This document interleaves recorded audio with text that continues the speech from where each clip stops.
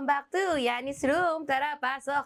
Feel at home. Dito pa lang, sabihan ko na kayo, ang episode na to ay baka hindi maging logical. I don't know. Maybe I'm running on my emotions and adrenaline and anger. And hindi ko alam. Bago ko dumiretso sa gusto kong pag-usapan, gusto ko lang kayong bigyan ng update. Nakita niyo naman siguro yung video ko about sa likod ko. Right? Like, matagal ko naman nang sinasabi online na meron talaga akong health concern when it comes to my back na nagtitrickle down to headaches and fainting. Yeah, in-upload ko yun sa TikTok. Mayroon akong update on that. Hindi ko alam actually kung i-reveal ko ba ang update. Kasi diba, yung mga K-pop idol or yung mga yung mga artista, hindi naman nila nire-reveal yung health concerns nila. Actually, hindi ko alam kung bakit hindi nila nire-reveal. Pero susundin ko yon. Kasi baka may reason talaga. Kasi syempre, health matters are private. So, I'd also keep mine private. Pero bigyan ko na lang siguro kayo ng onting explanation para maintindihan nyo if ever na hindi ako makakapag-upload for the following weeks. Hindi lang sa podcast, kundi sa other social media platforms din. But I'll try. Okay, so nagpa-check na ako, nagpa-MRI na ako. MRI and EEG. Well, yeah, okay. Merong something in my head. Merong something in my brain. Meron akong gagamba sa utak. Keme. May nakita doon. Let's just say that. Which would require me to undergo surgery. Is it fatal? It can be fatal. Pwede yun na lang. Sige, sabihin ko ba? Hindi ko kasi alam kung bakit dapat kong sabihin at hindi ko rin alam kung bakit hindi ko dapat sabihin. Ano ba naman? Yani Hatisu, pati ba naman ito? Pag-iisipin mo? Bawal ako mag-isip masyado, guys, by the way. I feel like, basta, it's not good for my brain. Okay, okay. May cyst. Hindi naman siya cancerous. So, good yon. Hindi siya cancerous.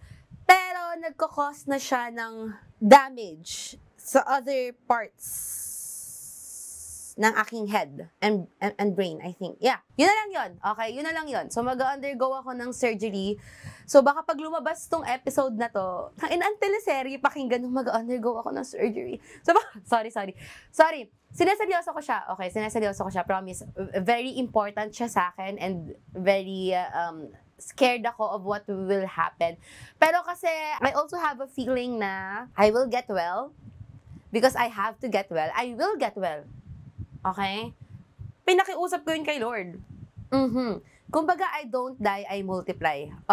Rostar, dadalhin ko to hanggang shit, hindi. Ayun lang. Okay, yun na lang. Let's leave it at that. Okay? Inalagaan ko ang sarili ko, ginagawa ko ang lahat to get well. So, this episode might be shorter than usual. Siguro, meron akong feeling na hindi siya magiging 10 minutes long lang. Feeling ko magpapatuloy ako sa pagdaldal. Pero yun, I have to get as much rest as possible. Kaya, nag-shoot na ako ngayon kasi baka mamaya, pag nagre-recover na ako, hindi talaga ako makapag-shoot ng episodes. Ayoko naman na may malaktawan. Pero feeling ko inevitable siya. So, at least makapaglabas ako ng episode, di ba? Okay. Ano ba yan? Bakit ang rattled ko? Sorry, girl. Kalma, podcast lang to. Now, let's move on. Gusto ko lang batiin ang aking kababaihan. Wala ba kabasahin kilikili ko? Kapwa kababaihan ng Happy Women's Month. And yon ang pag-uusapan natin sa episode na to, actually. Pinagsabihan talaga ako na bawal akong ma-stress at bawal akong mag-isip masyado. So, gagamitin ko yung card na yon to excuse if hindi ako maging reasonable. Kasi guys, bawal ako masyado mag-isip eh. So, sorry. Pero feeling ko tama ako sa mga sasabihin ko sa mga susunod na minuto. Anyway, Women's Month. I love you. I love women. Okay? Mahal na mahal ko mga kapwa ko babae. Sobrang tatag natin, sobrang lakas natin. Wow! Ano yun? Mukhang gago yun. So, dahil Women's Month, andyan na naman, lumalabas na naman ang mga diskurso ng dapat ba nating isama ang trans women sa celebration natin ng Women's Month? Alam, wala pa! Galit na agad! May napanood kasi akong TikTok video from @Angelique the Lion. Ilalagay ko na dito yung username mo, Taya, kasi in-upload mo naman sa TikTok yung video. So, it's available for public consumption. Pero hindi ko nilalagay dito yung username mo para mag-send ng hate or bullying towards your way. I don't want that to happen, okay? I-establish ko na yan sa simula pa lang ng episode. So, gumawa siya ng video na hot take niya on why we should not include trans women sa celebration ng Women's Month. Doon pa lang feeling ko nagkatumor na ako. Kaya, sorry, huwag ka muna mag-joke ng ganun yan ni Hati Su.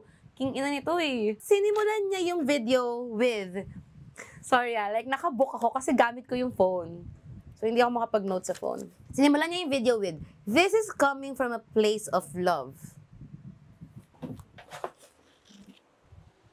Wala, uwi na ako. Baliw, eme. Hindi. Yani, sabi ko, I will try to be logical as much as possible and wag maging emotional. Pero sige, sis, i-debunk ko lang yun Because what you said sa video is not coming from a place of love. It's not. It's actually coming from a place of pride and ego, which I will discuss siguro. Parang ilang beses niya in-establish siya simula pa ng video na she is an ally. She is an ally. Trans women are trans women. Women are women. God, sis, dun pa lang sa part na yun, nakita mo ba gaano kahirap for you to say na trans women are women? As in, hirap na hirap ka, te. Sobrang pasahalata. I'm sorry. Ayun, ilang beses sinabi na ally siya and she loves the LGBTQA plus community, she respects and such and all. Okay, hindi kita i-invalidate. Hindi kita pagdududahan dun sa part na ally ka. I believe na if you believe na ally ka, go. But I hope you are open kapag sasabihin ko na if you are an ally, I think you need to work more on it. Kasi yung mga sinabi mo sa video mo, it's not giving ally. Sorry. So, sinabi mo sa video, I feel like ito yung thesis statement mo eh. Yung pagsama ng trans women sa conversation and celebration ng Women's Month is invalidating our struggles as cisgender women. Ang tanong ko lang doon, sis, from one cisgender woman to another. How? Paano? Really, paano? Siguro ito kasi yung common na argument na nakikita ko from cisgender women. May term eh. It's TERF. Mga TERF. Ito kasi pinaka-common na nakikita kong argument from TERFs or cisgender women na may prejudice and hatred against transgender women being included sa conversations for women. I don't know. Ito yung pinaka-common na argument na nakikita ko na if we include them sa celebration ng Women's Month, it is very invalidating of our struggles. How? Without all my anger and emotions, I am sincerely asking, how? And why? Paano? Siguro ito yung hindi ko mag-gets. If isasama ba natin ang trans women sa conversation and celebration ng Women's Month, ibig sabihin nun, hindi na tayo makakapag-talk about our struggles? Hindi naman, di ba? Ano ba to na parang agawan ng mic? Hindi naman eh. You are free to talk about your struggles as a cisgender woman. I am free to talk about my struggles as a cisgender woman. Nang habang ini-include ko sila sa conversation. They can join the conversation. They can join the celebration. And hindi ako maaagawan ng platform to talk about my struggles. Really. Here's the thing. Yung 9 minutes video mo, talking about why we should not include trans women sa celebration ng Women's Month, if ginamit mo yan to talk about your struggles as cisgender woman, sister, I feel like mas productive siya. Baka doon mas magigets mo na, ay hala, hindi naman pala ako naaagawan ng platform to talk about my struggles. Gets? Okay, but I digress. Actually, no, I don't. Make me understand. Kasi, common na analogy na to na ginagamit sa mga online discourse, pero gagamitin ko pa rin. Kasi, totoo mga te, nakikita nyo ba ang jeep? Nakikita nyo ba ang usaping pangkarapatan as women and as humans, as like a pie? Na para bang if we talk about one thing, hindi na tayo pwede mag-talk about the other thing? Na kung, alam niyo yun, para ba talaga siyang buko pie na kapag kinuha mo yung isa, mababawasan tayo. Hindi naman, di ba? Tama ba ako, guys? Parang hindi naman siya ganun. Na kung magta-talk about tayo sa struggles ng trans women, hindi yun kabawasan sa atin bilang cisgender women. I swear. Promise. Hindi siya ganun. It doesn't work that way. Feeling ko, ang pangit ng pagkaka-word ko nun kasi talagang sobrang taas ng emotions ko about it. Kasi yung first sentence pa lang na yun, na parang, you guys, trans women, joining the conversation and celebration for Women's Month is invalidating our struggles as women. Na paano? Like, bakit? Nilagyan ka ba nila ng busal sa bibig? Hindi naman! Tangina, bawal ako ma-stress. Oh my God. Sorry Sorry, Miss Angelique, ang OA ko. OA lang talaga ako. Medyo nakaka-OA kasi talaga yung statement na yun. Kasi, hindi siya logical pakinggan. Ayun na lang. First question. Invalidating our struggles as women, how? How? Please. Paano? Kasi, ako na lang mag-i-invalidate sa'yo. As a cisgender woman, counted ba yun? Kasi I feel like that statement is stupid. I'm sorry. Sorry, te. No offense meant. Okay. Next, sinight mo na itong struggles na tingin mo may invalidate by letting trans women join our celebration of this month. Ito na yung ilang struggles na sinight mo. Actually, ito pa yung sinabi mong statement. Your struggles are equally beautiful. Sorry, feeling ko nag-nitpick ako. Okay, tuloy tayo. Your struggles are equally beautiful and equally relevant, but we cannot understand it as well. Basically, in-establish mo lang na, sinabi mo na yung struggles nyo as trans women, equally beautiful and relevant yan. Importante yan. But we cannot understand that. And kayo din sa amin. Ito yung sinabi mo hindi ko to sinabi. Kayo rin sa amin, hindi nyo maiintindihan yung struggles namin as women. Personally, I disagree. Pero sige, ano ba yung struggles natin as women na sinasabi mo na hindi maiintindihan ng trans women? Number 1, ito, sabi mo, hindi nyo maiintindihan yung feeling of having your first period and yung shame that comes with it. Okay, Miss Angelique, alam mo kung sino din hindi makakaintindi nun? Yung mga kapwa natin cisgender women na merong issues with menstruation. Kasi hey, merong mga disorders na nagkakause to not have menstruation. Oh, meron din tayo mga kasamang cisgender women from the intersex community. I recommend na basahin mo yung I Exists book siya from the Intersex Philippines. Meron doon mga babae cisgender women even if intersex sila, okay, that's another issue. Pero yun, merong mga babae doon nagkukwento ng issue nila na hindi sila nagkaroon ng mens or ang lala ng irregularities nila with their menstruation. Sila din, Miss Angelique, hindi rin nila maiintindihan itong sinasabi mong shame that comes with having your first period. So, ibig sabihin ba nun, hindi sila counted sa Women's Month and hindi sila babae? Kasi hindi nila ito maiintindihan So, using that logic, hindi rin natin sila dapat i-include sa celebration ng Women's Month. Bawal kayo dito. Hindi kayo dapat part ng conversation. Second point, sinabi mo rin yung sa breastfeeding mom, you would never understand yung struggles of something about breastfeeding. Honestly, kasi hindi na siya na-register ng utak ko. Sorry, sis.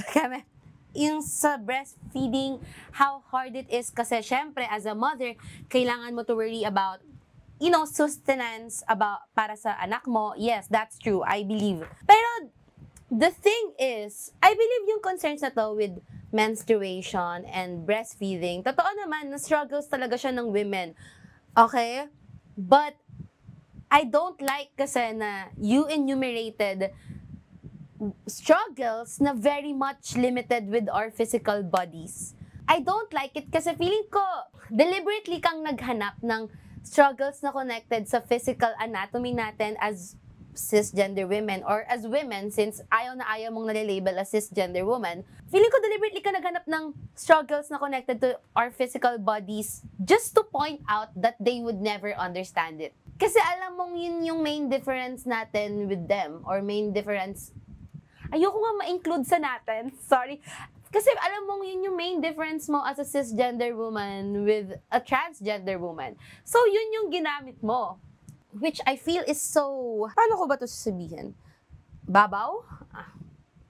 I don't know. Alam ko deep down sa sarili mo, alam mong hindi lang yun yung concerns natin. Which is actually in-acknowledge mo rin naman. Okay, to be fair, sinabi mo rin sa video na, okay, hindi lang limited to our physical bodies yung struggles namin as women. Yeah, sinabi mo rin na may mga social issues. Okay, i-give ko yan sa'yo.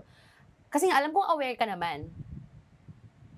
It shows, aware ka naman. Pero yun yung pinoint out mo sa simula ng video. Kasi alam mo na dun mo may establish na hindi nyo to maiintindihan. Sorry to break it to you, pero meron ding cisgender women who would never understand the struggles that you cited na connected sa physical bodies natin. So, I can say na medyo nanenegate nun yung argument mo. Ito, sinabi mo, not just physical aspects. Tapos, yung mga sinight mong issue is, sorry, padaanin natin yung ambulansya. Feeling ko sa galit ko right now, ako yung next na i-ambulansya. Yung next na sinight mo is, yung struggles na yung sa women, yung expectations on us sa women na maging caretaker of our homes. Tama ba? Ayun yung sinabi mo. Yes, yung mga ganong expectations and stereotypes, gender roles na ini-impose sa atin as women. And sinabi mo rin yung expectation sa women na mag-sustain sa family nila, like mag-support sa family nila. Tapos tinanong mo, are you able to contribute to these conversations? Pinoint out mo rin na transgender women would never understand this. And let me ask you, what makes you think they would never understand this? Feeling ko while you were, baka na-personal na ako pero baka at this point of the video, nare-realize mo na fuck, possible na naiintindihan nila to. Kasi ate, yes, they do. They do understand that. Okay? What makes you think na hindi rin sila nagsasuffer from those gender roles na ina-expect din silang mag-support sa family nila? Malay mo, when nag-transition sila nung trans women na sila, let's say, mas presenting na sila as women, nakaranas din sila ng ina-expect na sila yung bubuhay sa pamilya, magiging ilaw ng tahanan, or kahit nung hindi pa sila nagta-transition, these are struggles na hindi lang limited sa may mga pek-pek. Can I just say that? Ay, hindi ko alam what made you think na, wala, galit na ako. Hindi ko alam what made you think that they would never understand these struggles and that hindi nila may experience yung struggles na to because they will. They can. And yung question na, are you able to contribute to these conversations? Yes, they will and they can kung hindi mo ipagdadamot sa kanila yung Women's Month. Naiiyak na ako. Nagigets nyo na ba how I want to present you guys with logical arguments, yung meron akong studies. Yung meron akong studies na magbaback up sa pinagsasabi ko para lang makinig kayo sa akin. Kasi yun yung laging tendency Kapag naririnig nyo na high on emotions yung argument sa inyo, or kapag very emotional or very personal, tingin nyo hindi na valid, kailangan laging may study Pero sorry, gagamitin ko yung meron akong brain cyst. Bawal ako masyado mag-isip. Pero, no offense man, feeling ko mas nag-iisip ako sa inyong mga turf. Hindi ko na mapigilan. I'm so angry. Like, sobrang galit ako dun sa video. Hindi ko natapos yung 9 minutes na video. Unfortunately, dun na lang ako nag-end. Dun sa part na yon. Kaya hindi ko na alam kung ano yung mga next na sinabi mo. Actually, alam ko kasi napanood ko pala until, let's say, mga 6 minutes, pero hindi ko na siya na-rewatch. So, hindi ko na nalista lahat ng points that you made in your video na gusto kong i-counter. Sinabi mo rin dun sa video na transgender women would never understand yung fear that we experience as women just for being women. Yung fear na na-experience natin na, well, hindi safe for us na lumabas sa streets. Ang hirap for us to walk sa streets ng gabi, ginababastos tayo. Sobrang taas ng risk natin na maharas, ma-rape, mapatay. Yon. Sinight mo rin yon. And sinabi mo sa video mo na they would never understand that fear. Okay, ate, you're wrong. You are so wrong. And ito yung reason kung bakit ako naiiyak sa galit. Because hindi ko magets how people can say things that they clearly cannot fully grasp or understand. I think it sounds so ignorant to say that they would never understand yung fear na we have because, ate, yung same system, patriarchal, masculine na system na nagsasubject sa atin as cisgender women to that violence, yun din yung same system na nagsasubject sa transgender women, actually sa transgender community, to the violence that they experience. And I feel like hindi mo matatanggap yon kasi at the end of the day, ang reason lang naman why hindi mo sige, baka kasi isipin mo ikaw lang yung tinatarget ko. Okay. So feeling ko yung reason na hindi nyo matatanggap yung truth na nagsasuffer lang tayo from the same violence is because hindi nyo nga matanggap na babae din sila. Na part sila of our community. That's just, yun lang yun. Hindi sila ang kalaban natin ngayong Women's Month. Okay, te. Totoo yan, very valid. I share your fear. Takot, sobrang dami kong fear as a woman. Growing up, takot ako lumabas mag-isa. Alam kong hindi ako safe sa bansang to. Alam kong hindi ako safe sa lipunang to. And ganun din yun yung experience ng trans women. They also get killed simply for identifying as a woman. We're not that really different. You'd like to believe that we are kasi nga, hindi mo matanggap. Yun lang kasi yon. Pero te, yung violent and patriarchal and masculine and macho system na dahilan kung bakit hindi tayo safe bilang babae, yun din yung sistema na pumapatay sa transgender women. Nagsasuffer din sila from misogyny, okay? Kasi alam niyo yung definition, diba yung misogyny is prejudice against women? Kasi nagsasuffer din sila from it. Nadidiscriminate sila, nabubuli sila for being feminine. Hindi ba misogyny din yun?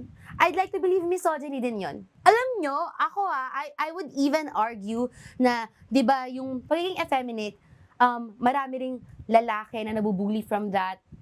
Yung pagiging effeminate, yung mga transgender women nung closeted pa sila, nabubuli sila for being feminine.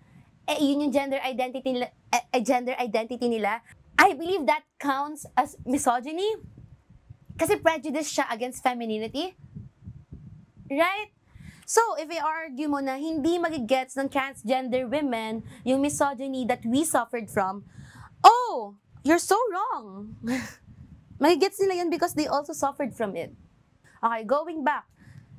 Yung same system na nagsasubject to us cisgender women to violence, yun din yung same system na nagsasubject to transgender, hindi na ako makapagsalita na maayos, nanginginig ako sa galit, transgender women to violence. Ito over the years, I'm sure naman you heard na grabe, ilang transgender women na yung pinatay simply just for existing. Pinakakilala yung kay Jennifer Laude. Si Jennifer Laude, I'm not sure if you remember, siya yung pinatay ng US Marine si Joseph Scott Pemberton. And ang sinight na reason ni Pemberton ay trans panic. Yung trans panic, it's a very common na defense na nagpapanik sila kapag nalalaman nilang trans, ganyan, hindi nila ina-expect. And then they get killed for it. Si Pemberton, pinardon siya ni Duterte noong 2020. So, hindi rin talaga nabigyan ng hustisya yung pagkamatay ni Jennifer Laude. Hindi ba yan familiar sa'yo? Yung pinatay ka simply because babae ka? Hindi ba yun din yung na-experience natin? Sige, ang difference lang is genitalia. But same essence. Diba? Tayo, pinapatay tayo para sa pek-pek natin. Pinapatay tayo dahil babae tayo. Sila din ganun. Pinapatay sila kasi nag-identify sila as women. Naniniwala silang babae sila. And because iba yung nasa genitalia nila, yung mga taong hindi matanggap yun, pinapatay sila. Makes you think, no? Hindi naman pala tayo super iba. I can go on and on sa listahan ng mga transgender women na pinatay. Andyan si Cindy Jones Torres, pinatay ng isang lalaking matagal nang gustong mangutang sa kanya, pero pinagbintangan muna siya na hinalay daw siya, kaya niya pinatay. Sobrang dali sa mga transgender women na pagbintangan na, manyak ka, minanyak mo ko, kaya papatayin kita. Because transgender sila, merong ganong prejudice na hindi ka babae and you're vile. Andyan din si Melody Bruno, pinatay sa Australia ng isang Navy. Si Jessa Remiendo, si Donna Niera, si Heart Pontanes, si Junji Bangkiao, and on and on and on. And sobrang disheartening na para bang naglilista ka lang ng mga pangalan. Wala bang buhay tong mga to? May buhay tong mga to. Pero sa dami ng transgender women na pinapatay simply for existing, para na lang siyang statistics. Hindi bang sakit? If hindi mo mahalukay sa puso mo as a cisgender woman to empathize with them, then maybe as a human na lang. Okay? Kasi ate, I'm sure, yung transgender women, they will also identify with us. Like, maiintindihan nila yung fear that we have over getting killed simply for just being a woman. Alam mo yun? Kasi naranasan din nila yon. Same. Hindi ko magets ba't iniisip nyo na sobrang iba ng experience natin with them. Oo, may pagkakaiba, pero bottom line, pinapatay lang din tayong lahat. Dahil babae tayo. Yun lang din yan. Fuck! Like, kaya napufrustrate ako kasi naririnig ko in your video kung paano mo talaga tinatry i-establish na hindi guys, hindi nyo maintindihan. Gustong-gusto mo siyang i-establish na iba tayo with them at iba sila with us, kaya hindi sila pwedeng sumali sa conversation. Pero kasi at the end of the day, hindi naman talaga iba. Nire-rape din sila, binabastos din sila. Ate, yung mga transgender women, nagiging nanay din sila. Meron mga transgender woman na nag-aalaga din ng mga anak ng mga bata, nagpapalaki ng bata, nagsusustento sa pamilya. What you experience as a cisgender woman, pag naging nanay ka, they can also experience that. Hindi yun limited sa'yo. Kaya hindi ko magets yung sentiment na kapag sinama natin sila, ini-invalidate yung struggles natin. Kasi bakit? Hindi naman yun ganun. Sobrang kabawasan ba sa atin bilang babae if hahayaan din natin silang mag-speak about their experiences? Ako lang to. Hindi naman. May mga transgender women, nakikiisa din sila sa laban natin, ina-amplify din nila yung mga pinaglalaban natin. So bakit hindi rin natin yung gawin with them? Ito yung nakaka-frustrate sa video and sa other cisgender women na talagang nagtitake ng time nila na gumawa ng content and mag-post, pagkahaba-habang post, telling na, kayong transgender, huwag kayong sumali sa celebration namin. Alam niyo yun, parang, kasi bakit sila yung pinupuksa nyo? Bakit transgender women yung tina-target nyo? Like, on Women's Month. Ate, hindi sila yung kalaban natin. Isipin nyo, if gagamitin nyo yung energy na yon sa pagpuksa or pag-point out ng hegemonic masculinity, yung patriarchal system that we are in, na ayun naman talaga yung nagpapahirap sa atin, yun naman talaga yung pumupuksa sa atin. If ginamit nyo lang yung energy na yun sa pag-call out ng mga lalaking manyak, mga lalaking bastos, mga lalaking ang baba pa rin ang tingin sa atin bilang babae, di mas naging productive. Di mas may naging katuturan. Akin lang, hindi transgender women yung kalaban natin dito. Hindi sila yung kaaway mo dito, te. And hindi sila yung dapat ginagawan mo ng post on Women's Month. So, imbes na magsayang ka ng thoughts, ng brain cells, and ng laway on explaining why trans women should be excluded, I feel like mas magiging useful if idadirect mo yan dun sa mga totoong kalaban natin. Sa mga totoong nagpapahirap sa atin bilang babae. Suggestion ko lang yan. I wish I made more sense. I wish mas naipaliwanag ko yung point ko. Kasi I fear, masyado akong nagagalit or panic or high on emotions. Pero yun lang naman. Ang sasabihin ko lang ay, please direct this energy sa mga dapat nakaka-receive ng energy na yan talaga. Alam mo, dun sa comments pa, ang dami nag-comment na cisgender women din, na nagsasabing, tapos sasabihin ng transgender women kapag nag-retaliate tayo, threaten tayo against them. Bakit tayo mati-threaten? Nasa comment section yun na, in-screenshot ko pa actually, ilalagay ko dito. Pero kasi, if not threatened, and ano to? Hindi ka gagawa ng 9-minute long video. Okay, so if hindi threatened, ano? Ano yung tawag dito? Kasi ako siguro counted naman yung opinion ko dito kasi cisgender woman naman ako, so baka pakinggan nyo ako. Pero ang nakikita ko lang kasi talaga dito is threatened. Like, this is not coming from a place of love, like what you said. It's coming from a place of ego. Sabi nyo na invalidate yung struggles natin if we include. Bakit? Di ba threatened yun?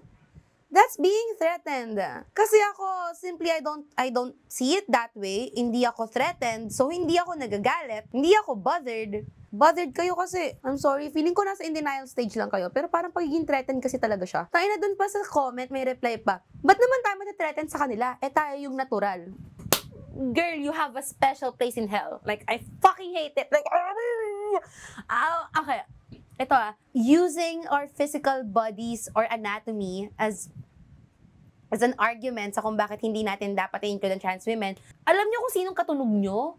Yung mga lalaking ginagamit lang din yung body natin as an argument against us. So, anong pinagkaiba nyo sa kanila? Anong pinagkaiba nyo sa mga taong nililimit lang tayong mga babae sa pekpek at dede natin? Fuck! Tangina! I hate the term natural. Kasi natural tayo. What does that mean? What the fuck? Okay, sorry. Kalma. Kalma, yung sis.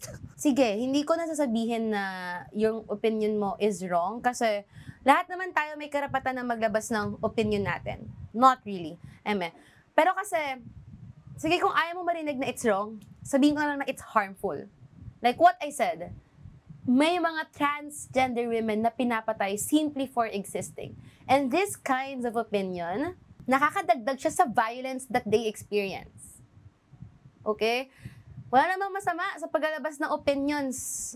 Meron. Akala nyo lang wala, pero meron. Kasi guys, nakaka-perpetuate siya. Bakit ba ganito ako magsalita? Nakaka-perpetuate siya sa violence na na-experience nila. Di ba tayo rin mga babae, nagagalit din naman tayo pag may naglalabas ng hot take on women. Dapat ang mga babae, ganto, ganyan lang. Di ba nakakagalit siya? Kasi nga nagpe-perpetuate siya ng harmful na system. Hindi lang yan basta words. Hindi lang basta words yan. Alam mong, hindi ko na alam. I feel like I made some points. Nanginginig na. Namamanhid na yung kamay ko. Okay. I'm sorry. Sana mas naging logical ako. Sana mas naging clear yung words ko. Pero bahala na. I-leave ko na lang yan sa other content creators. Ako na lang yung galit na sasagot sa video. Yun lang. Sana maging mindful naman tayo, guys.